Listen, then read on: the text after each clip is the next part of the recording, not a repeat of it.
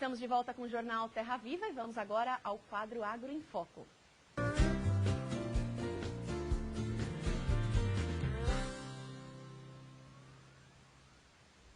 E o nosso entrevistado de hoje é o cientista político Christian Lobauer. Christian, muito obrigada pela presença aqui no Jornal Terra Viva. É um prazer. Obrigado. Obrigada. Bom, nosso tema hoje é reforma, né? Reforma a gente está vivendo aí no país, reforma trabalhista, reforma da Previdência, reforma política. Eu queria que você comentasse um pouco sobre isso, né? Até os deputados já esperam votar a reforma trabalhista agora até o dia 17 de abril e a reforma da Previdência em maio. Acho que não dá mais para esperar, Christian, a gente está vivendo mesmo um ano de reformas, você é a favor delas? Eu acho que desde a Constituição de 88, que já se aguardam uma série de reformas que se transformaram em alguns casos, problemas crônicos para o país. Uma boa parte dessas reformas são necessárias porque senão o país perde, como já perdeu, a competitividade que já teve em uma boa parte da sua economia. Então, assim, essa reforma trabalhista, que é uma parte daquilo que seria necessário, a terceirização é absolutamente essencial. Depois virá, espero que venha rápido, a reforma da Previdência. Não há como alguém ser racional e ser contra a reforma da Previdência. E ainda há outras reformas que teriam que vir, a administrativa, a própria reforma política, que tem vindo fatiada de uma forma desastrada. Ou seja, o conjunto das reformas é essencial para manter o Brasil um país competitivo e se adaptar a Constituição aos nossos tempos. A gente vê no caso da reforma trabalhista, né, que a terceirização foi sancionada pelo presidente Michel Temer já na sexta-feira passada. Você acha que isso vai beneficiar também o agronegócio, né? A CNA divulgou nota aí a favor. Como que essas medidas vão fazer parte também do nosso setor, né? Sem dúvida que beneficia.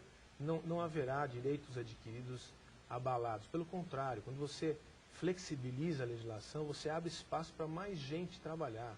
As pessoas têm que perceber que hoje são 13 milhões de desempregados. Não é que você absorve essa demanda com uma legislação tão rígida como a gente tem.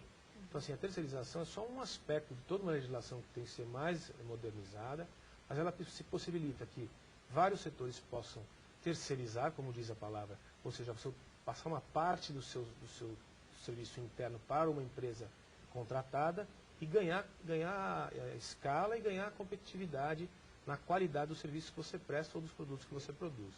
Até para a gente falar um pouquinho mais sobre isso, Christian, vamos acompanhar uma reportagem que a nossa equipe de Brasília fez, que fala um pouco mais também sobre esses pontos importantes aí da reforma trabalhista. Vamos ver. Sancionada pelo presidente Michel Temer na última sexta-feira, a lei que permite a terceirização sem restrições para qualquer tipo de atividade amplia o contrato de mão de obra temporária de 3 para 6 meses. De acordo com a Confederação da Agricultura e Pecuária do Brasil, a medida trará benefícios para o campo. Vai ajudar principalmente o pequeno produtor. Por exemplo, o grande produtor, se precisar de uma colheitadeira de última geração, ele tem condição de comprar. O pequeno nem sempre. Se ele precisar de uma atividade de pulverização, por exemplo, pela via aérea, o grande produtor tem condição de ter esse instrumento. O piloto, o avião, o pequeno não. E isso do que a gente está falando? De competitividade entre as cadeias, o pequeno, o médio e o grande. Então, temos que enxergar a terceirização também como acesso à tecnologia, você permitir que o produtor tenha em sua disponibilidade todas as hipóteses de produtividade, de ampliação dessa relação no mercado de trabalho. Já a reforma trabalhista, encaminhada pelo governo federal em dezembro, está em pleno debate numa comissão especial da Câmara dos Deputados. A proposta já recebeu 842 emendas parlamentares. Para o relator da matéria, deputado Rogério Marinho, esse número expressivo revela uma demanda reprimida em alterar a CLT, Consolidação das Leis do Trabalho. Pela proposta, os acordos coletivos vão ter peso maior sobre o que está na legislação. O acordo coletivo, a convenção coletiva, ela tem previsão constitucional. E isso precisa ser respeitado. É possível as entidades transacionarem com segurança? O acordo vale ou não vale? É isso que temos que discutir. O parecer deverá ser apresentado na comissão até o dia 4 de maio. Além da reforma trabalhista, o trabalho rural será disciplinado em outro projeto de lei de autoria do presidente da Frente Parlamentar da Agropecuária, deputado Nilson Leitão. A comissão foi criada e aguarda agora a indicação dos deputados pelos líderes de partidos para dar andamento à matéria.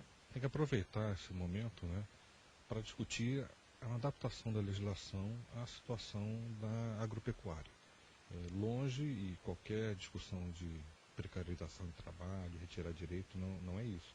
Mas algumas das exigências colocadas hoje na legislação, elas não se adaptam à área rural. A CLT é uma norma urbana aplicada para o campo. Então, nem sempre tudo que está lá encaixa perfeitamente. O setor rural é um setor excepcional e, como tal, ele precisa de ter as suas peculiaridades atendidas e melhor equacionadas no ambiente jurídico. Tá aí, né, Cristian? A gente tem, então, assim, pontos importantes dessa reforma, que é a questão da terceirização, é a questão do contrato temporário, também do produtor ser considerado como segurado especial e ter a possibilidade na Previdência, um aumento de idade. Como que tudo isso, para quem está assistindo a gente, está preocupado, o que você diria? É uma questão de adaptação? Ainda tem um serviço a ser feito, porque, como disse na última intervenção aqui do filme, o campo não é igual à cidade. Toda a legislação foi construída por um ambiente de industrialização, ele é dos anos 40. E agora a gente tem no Brasil, principalmente, um ambiente totalmente diferente. Você tem, por exemplo, colheita à noite. Então, em tese, o trabalhador contratado não poderia trabalhar que não fosse por horas extras. E aí, esse tipo de coisa tem que ser flexibilizado. Principalmente o pequeno produtor que não tem acesso a serviços que são muito caros ou só são disponibilizados a grandes compradores, vamos dizer assim, também vai ter. Então, assim, não dá para ser contra. O que tem que ficar claro para todo mundo, principalmente para o produtor rural, é que ninguém está perdendo direitos adquiridos, nem o agricultor, muito menos o trabalhador dos ambientes urbanos. Vai desburocratizar, né, Cristian? Desburocratiza com certeza. O que a gente precisa no Brasil é um choque de eficiência. Esse é só o começo, que eu espero que seja o começo de um longo processo de desburocratização. Deixa eu tocar num outro ponto agora, que é a reforma política, né? A gente vai ter amanhã o início aí do julgamento da chapa Dilma-Temer. Como que você vê assim, o governo Temer, que era um governo de transição, é um governo propício a mudanças, tantas reformas assim? Como que você vê esse lado político também? Eu acho assim, esse governo é um governo transitório, não houve um planejamento para que isso acontecesse na história brasileira. O fato é que é um governo constitucional, porque ele respeitou as regras do jogo. O presidente Temer é o presidente que nós temos e o que tem que ser feito agora deveria e está sendo feito por quem estivesse na condição em que está. Porque, assim, não dá para esperar. A questão da Previdência, por exemplo, não dá para esperar mais 1 ou 2 anos. Explodem as contas públicas, o Brasil quebra de uma vez. Ou seja, é uma questão de responsabilidade ou irresponsabilidade. Se é um presidente que a gente gostaria, aí é uma outra conversa. O fato é que ele é o presidente constitucional, ele está trabalhando com a sua equipe, que também pode ser questionada politicamente, mas não do ponto de vista institucional, estão trabalhando para que hajam as mudanças emergenciais que o Brasil precisa. Então, assim, se você perguntar se você acredita nesse governo, eu acho que todos nós temos que acreditar. Porque até 2018 é uma transição que pode colocar o Brasil de volta nos eixos, ou nos trilhos, se quiser, se a sociedade toda apoiar esse processo de transformação que está sendo feito no governo dele. Fosse qualquer outro governo, que fosse a segunda parte do mandato da presidente Dilma, vamos imaginar, teria que ter sido feito o que está sendo feito agora. E mais, as reformas ainda nem começaram de verdade. A reforma política, que você faz referência, é uma reforma ampla. A gente tem uma parte do financiamento já regulamentada, ou remodificada, a gente não mexeu ainda em fidelidade partidária, a gente não mexeu ainda em modelo de distrito, por exemplo, sistema eleitoral, distrito misto, distrito puro, tudo isso tem que ser rediscutido, mas assim, nós não temos tempo mais para aguardar anos e anos, que é o que nós temos feito nos últimos 30 anos. É verdade. Agora tem esse ponto aí, aproveitando já, falando ainda de reforma, falando ainda de Temer, como que você avalia as medidas que esse governo está tomando? A gente teve o corte no orçamento de 42 bilhões na semana passada, isso afeta também alguns setores do agronegócio. Você acha que, em relação à economia, está seguindo aí um caminho certo? O que você acha que deveria ser melhor ainda preparado, estruturado? Olha, eu acho assim, em um ano, se fez no Brasil, não foi feito talvez em 12, do ponto de vista da estabilidade econômica e da retomada da credibilidade. Porque o que se trata aqui, no fundo, é uma coisa subjetiva, é de credibilidade. Se os mercados internacionais, se os investidores acreditam ou não acreditam no Brasil. Em um ano a gente teve juros baixando, inflação contida, um plano de austeridade duríssimo, que é para manter o rombo do déficit público em 139 bilhões, esse corte que foi feito na carne agora, de 42 bilhões, evidentemente vai ter que ter aumento de imposto, mas é um aumento dentro das possibilidades, o que há de mais responsável possível. A gente tem que acreditar que essa equipe econômica está bem intencionada e tem que dar apoio para ela, porque nós não temos outra alternativa. Qualquer outra alternativa pirotécnica que se colocar é problema para o Brasil.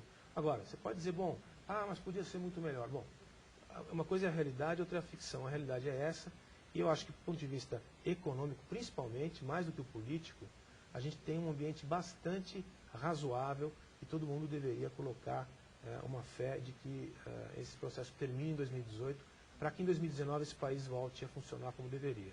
Tá certo então, Cristian. A gente vai falar mais sobre isso na sua próxima vinda, viu? Obrigada pela participação hoje no Jornal Terra Viva. Um prazer, um prazer. Então tá bom, a gente vai encerrando por aqui então o Jornal Terra Viva e a gente volta a se ver amanhã. Até lá.